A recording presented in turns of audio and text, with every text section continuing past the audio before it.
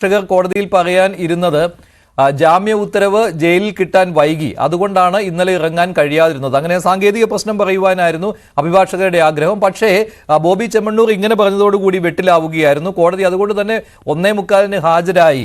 എന്താണ് കൃത്യമായ കാര്യമെന്ന് വിശദീകരിക്കണമെന്ന് അഭിഭാഷകരോട് പറയുകയും അഡ്വക്കേറ്റ് ഹാജരായി പറഞ്ഞത് മാപ്പപേക്ഷിക്കുന്നു എന്നാണ്. ഇനി വായ തുറക്കില്ല ബോബി ചെമ്മണ്ണൂർ എന്ന കാര്യം അറിയിക്കുകയും ചെയ്തിരുന്നു. ശ്രീജിത്ത്, ഈ ഇടപെടലാണ് ഞാൻ ആദ്യം തന്നെ പറഞ്ഞത്. അതുണ്ടായിരുന്നില്ലെങ്കിൽ ഉണ്ടാകുന്ന ഭവിഷ്യത്ത്, സ്വീകരണം പോലും ഒരുക്കിയതാണ്, അതൊക്കെ റദ്ദാക്കേണ്ടി വന്നു. നല്ല കാര്യമാണല്ലോ.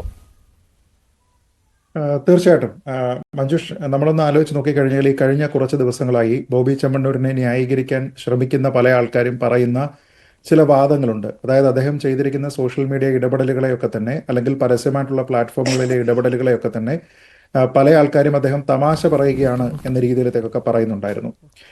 മെൻസ് അസോസിയേഷൻ എന്ന് പറഞ്ഞിട്ടുള്ള എന്തോ ഒരു സംഘടനയുണ്ട്. അപ്പോൾ അതിൻ്റെയൊക്കെ തന്നെ പല പ്രതിനിധികളും ഈ വിഷയത്തിൽ സംസാരിക്കുന്നത് ഞാൻ കണ്ടു.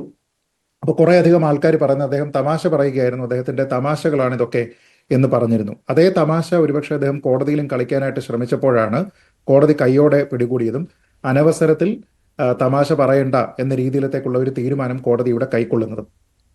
കഴിഞ്ഞ ദിവസം പോലും നമ്മളിവിടെ ചർച്ചയിൽ പങ്കെടുക്കുന്ന സമയത്ത് ശ്രീ രാഹുൽ ഈശ്വർ, അദ്ദേഹം ഇപ്പോഴും നമ്മളോടൊപ്പം ഉണ്ടെന്നാണ് ഞാൻ കരുതുന്നത്. അദ്ദേഹം പറഞ്ഞിരുന്നത് വളരെ ബാലൻസ്ഡ് ആയിട്ടുള്ള ഒരു വെർഡിക്റ്റ് ആണ് കോടതിയുടെ ഭാഗത്ത് നിന്ന് വന്നത് എന്നാണ്. എന്നാൽ അങ്ങനെ ആയിരുന്നില്ല. ഹെവിലി ബോബി ചെമ്മണ്ണൂരിനെതിരായിട്ടുള്ള പരാതിക്കാരിയുടെ പരാതിയിൽ പൂർണ്ണമായും വിശ്വസിച്ചുകൊണ്ട് അതിൽ പ്രഥമ ദൃഷ്ട്യാ അവരുടെ വാദം നിലനിൽക്കുന്നതാണ് എന്ന ബോധ്യം കോടതിക്കുണ്ട് എന്ന് പറഞ്ഞുകൊണ്ട്, വാക്കാൽ തന്നെ ഇത് കേട്ട് കഴിഞ്ഞാൽ ദ്വയാർത്ഥ പ്രയോഗമാണെന്ന് മനസ്സിലാകാത്ത മലയാളികളുണ്ടോ എന്നൊക്കെ പറഞ്ഞുകൊണ്ടാണ് കോടതി അതിലൊരു തീരുമാനമെടുക്കുന്നത്.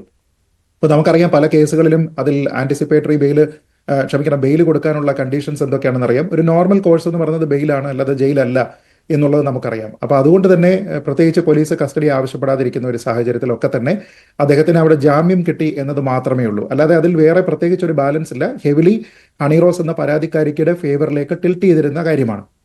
ഇന്നതിനെ കൂടുതൽ വ്യക്തമാക്കുന്ന രീതിയിലത്തേക്കുള്ള ഒരു ഇടപെടലാണ് കോടതിയുടെ ഭാഗത്തു നിന്നുണ്ടായത്. കാരണം നേരത്തെ പറഞ്ഞിരുന്ന കാര്യങ്ങളെല്ലാം ശരിയാണെന്ന് വന്നിരിക്കുകയാണ് എന്നും ഇദ്ദേഹം മീഡിയ അറ്റൻഷന് വേണ്ടി ശ്രമിക്കുകയാണ് എന്നും മഞ്ജുഷ് ഓർക്കുന്നുണ്ടാകും. ഇന്നലത്തെ ദിവസം നമ്മളിവിടെ ചർച്ചയിൽ പങ്കെടുക്കുമ്പോൾ പല ആൾക്കാരുടെയും അഭിപ്രായം മീഡിയ അറ്റൻഷന് വേണ്ടി ശ്രമിക്കുന്നത് ഹണി റോസ് ആണ് എന്നും അത് ബോബി ചെമ്മണ്ണൂർ അല്ല എന്നുമായിരുന്നു. മറിച്ച് ഈ കിട്ടിയിരിക്കുന്ന ജാമ്യം ആ പേപ്പറിനെ എടുത്ത് പോക്കറ്റിൽ ഇട്ടുകൊണ്ട് മീഡിയ അറ്റൻഷന് വേണ്ടിയിട്ട് ശ്രമിക്കുന്നത് ബോബി ചെമ്മണ്ണൂരാണ് എന്ന് കോടതിയാണ് പറഞ്ഞത്. ഇവിടെ കഥകൾ ഉണ്ടാക്കാൻ ശ്രമിക്കുന്നത് ബോബി ചെമ്മണ്ണൂരാണ് എന്ന് പറഞ്ഞത് കോടതിയാണ്. അതുകൊണ്ട് തന്നെ ഈ നൽകിയിരിക്കുന്ന ബെയിൽ ആപ്ലിക്കേഷൻ റിജക്ട് ചെയ്യുന്നതിന് കോടതി തയ്യാറാകും. ഈ ബെയിൽ ആപ്ലിക്കേഷനിലെ ബെയിൽ അപ്രൂവൽ അത് റിജക്ട് ചെയ്യുന്നതിന് വേണ്ടിയിട്ട് തയ്യാറാകും എന്ന് പറഞ്ഞു. മറ്റുള്ള റിമാൻഡ് പ്രിസണർമാരുടെ കാര്യങ്ങൾ പ്രൊട്ടക്ട് ചെയ്യുന്നതിന് ഈ നാട്ടിൽ ഹൈക്കോടതി ഉണ്ട്, ജുഡീഷ്യറി ഉണ്ട് എന്ന് പറഞ്ഞു. അതിന്റെ വക്കാലത്ത് ബോബി ചെമ്മണ്ണൂർ എടുക്കേണ്ടതില്ല എന്ന് പറഞ്ഞു. അപ്പോൾ അനാവശ്യമായിട്ട് തനിക്ക് യാതൊരു വിധത്തിലുള്ള സ്വാതന്ത്ര്യവുമില്ലാത്ത മറ്റൊരാളുടെ സ്പേസിലേക്ക് കയറി ചെന്ന് അനാവശ്യമായിട്ടുള്ള ഇടപെടലുകൾ നടത്താനായിട്ട് ഹണി റോസ് വിഷയത്തിൽ എങ്ങനെയാണോ ബോബി ചെമ്മണ്ണൂർ ശ്രമിച്ചത്, സമാനമായിട്ടുള്ള കാര്യമാണ് അദ്ദേഹം മറ്റൊരു വിഷയത്തിലും ചെയ്യുന്നത്. ഇനി നമ്മൾ ലീഗൽ എയ്ഡിനെ പറ്റിയാണ് സംസാരിക്കുന്നതെന്ന് കരുതിക്കോളും. അതായത് നിരവധിയായിട്ടുള്ള പ്രസനർമാരുണ്ട്. അതിലൊരുപക്ഷെ ലീഗൽ എയ്ഡ് വേണ്ടുന്ന ആൾക്കാരുണ്ടാകും, ഫൈനാൻഷ്യൽ എയ്ഡ് വേണ്ടുന്ന ആൾക്കാരുണ്ടാകും. ജാമ്യത്തിന് എന്തെങ്കിലും രീതിയിലത്തേക്കുള്ള ഒരു പണമടയ്ക്കണമെന്നുള്ള ഒരു കണ്ടീഷൻ ഉണ്ടെങ്കിൽ അത് ഫുൾഫിൽ ചെയ്യാൻ കഴിയാത്ത ആൾക്കാരുണ്ടായിരിക്കും. അങ്ങനെയുള്ള ആൾക്കാരെ സഹായിക്കുന്ന നിരവധി ഏജൻസികൾ, ലീഗൽ എയ്ഡ് സ്ഥാപനങ്ങൾ നിലവിൽ തന്നെ ഉണ്ട്, പല NGOകളും ഉണ്ട്. പക്ഷേ അവരാരും തന്നെ ജയിലിൽ പോയതിനു ശേഷം എന്നാൽ ഞങ്ങൾ ഇന്ന് രാത്രി ജയിലിൽ കഴിയാം, ഞങ്ങളിവിടെ പ്രതികളോടൊപ്പം കഴിയാം എന്ന് കരുതിയിട്ടല്ല പ്രവർത്തിക്കുന്നത്. അതിനൊരു സിസ്റ്റമുണ്ട്. ആ സിസ്റ്റത്തിന് നിങ്ങൾക്ക് ഇത്തരത്തിലുള്ള ഡിപ്പാർട്ട്മെന്റ് ഓഫ് ജയിൽസിലും നിങ്ങൾക്ക് പോകാം. അതല്ല എങ്കിൽ നിങ്ങൾ ഏതെങ്കിലും ജയിലിലെ സൂപ്രണ്ടിനെ കണ്ടതിന് ശേഷം അവിടെ ആർക്കെങ്കിലും ഇത്തരത്തിലുള്ള എയ്ഡ് വേണമോ എന്നുള്ള കാര്യം നിങ്ങൾക്ക് ചോദിക്കാം.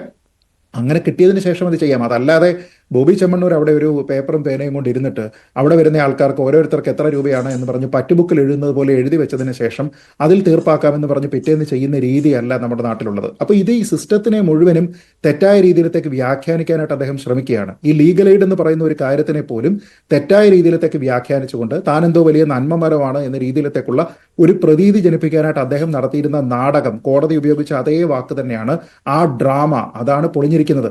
അതുകൊണ്ടാണ് പറഞ്ഞത് വളരെ കൃത്യമായി ഈ കാര്യത്തിൽ വിശദീകരണം നൽകിയില്ല എങ്കിൽ, എത്രയും പെട്ടെന്ന് സ്ഥലം ആക്കിയിട്ടുണ്ട് എന്ന കാര്യത്തിനെ പറ്റി ഇവിടെ അറിയിച്ചിട്ടില്ല എന്നുണ്ടെങ്കിൽ അദ്ദേഹത്തിന് നൽകിയിരിക്കുന്ന ജാമ്യത്തിനെ റദ്ദാക്കാൻ എനിക്കറിയാം, പോലീസിനോട് അദ്ദേഹത്തിനെ വീണ്ടും അറസ്റ്റ് ചെയ്യാനായിട്ട് എനിക്കറിയാം, കോടതിയോട് കളിക്കാൻ വരരുത് എന്നാണ് പറഞ്ഞത്.